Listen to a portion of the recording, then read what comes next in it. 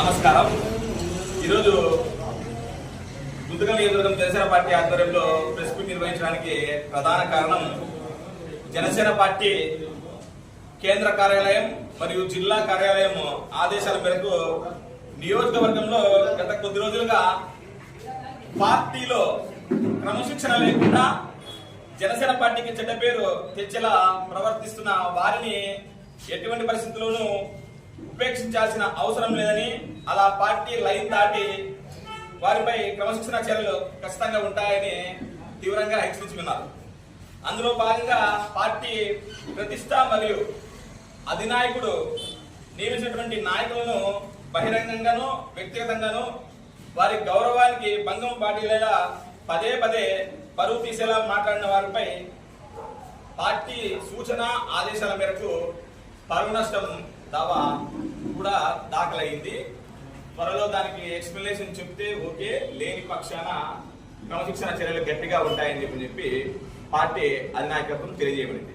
ముఖ్యంగా ఉదాహరణకు పార్టీ అధినాయకుడు శ్రీ కొణిదెల పవన్ కళ్యాణ్ గారు పదవులిచ్చి పామిడి, గుత్తి, గుంతకల్ మండలాధ్యక్షుల్ని, పట్టణాధ్యక్షుల్ని, నన్ను కూడా నియోజకవర్గ బాధ్యుడిగా పాయింట్ ఆఫ్ కాంటాక్ట్ గా నియామక పత్రాలతో పాటు ఇచ్చింది.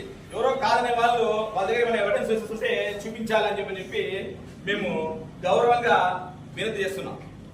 ముఖ్యంగా పదే పదే కాదు కాదు అనుకుంటా ఆ మాటని ఓరల్గా చెప్పడమే కాకపోకుండా దాంతో పాటు పత్రికల్లో ప్రచురించడం చేయడం, వాటిని మళ్ళీ సర్క్యులేట్ చేయడం, ఎలక్ట్రానిక్, సోషల్ మీడియా, ప్రింట్ మీడియాలో మా వ్యక్తిగత పరువు ప్రతిష్ట భగ్నం వాటిల్లేలాగా చేయడాన్ని పార్టీ ఖండిస్తూ కఠినంగా చట్టపరమైన న్యాయమైన పరమైనటువంటి చర్యలు ఉంటాయని చెప్పి తెలియజేస్తున్నాం.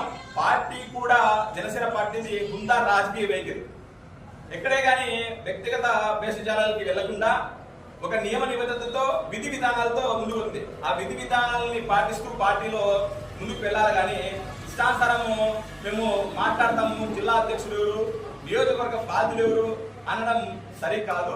గౌరవ మిత్రులందరూ తెలియజేసుకోవాలి. ఇలాగే ఉంటే పక్కన చాలా మంది ప్రతిపక్ష నాయకులు కూడా అలసుగా ఏదంటే అట్లా మాట్లాడుతున్నారు. న్యాయపరమైన చట్టపరమైనటువంటి కేసులు కూడా ఎదుర్కోవాల్సి వస్తుంది. జాగ్రత్తగా గౌరవంగా ఉండాలని చెప్పి రాజకీయం అంటే బృందా వైఖరి విధానపరంగా కన్స్ట్రక్టివ్ గా క్వశ్చన్ చేయండి. దాంతో పాటు నిన్నగాక మొన్న మా మహిళ మీద దాడి జరిగింది. రకరకాల ఆరోపణలు వస్తున్నాయి. ఆ ఆరోపణలో నిగ్గు తెచ్చే విధంగా పోలీస్ యంత్రాంగం ఖచ్చితంగా అంటే వెంటనే దర్యాప్తు చేసి సంబంధించిన నిందితుల్ని పట్టుకొని న్యాయం చేయాలి.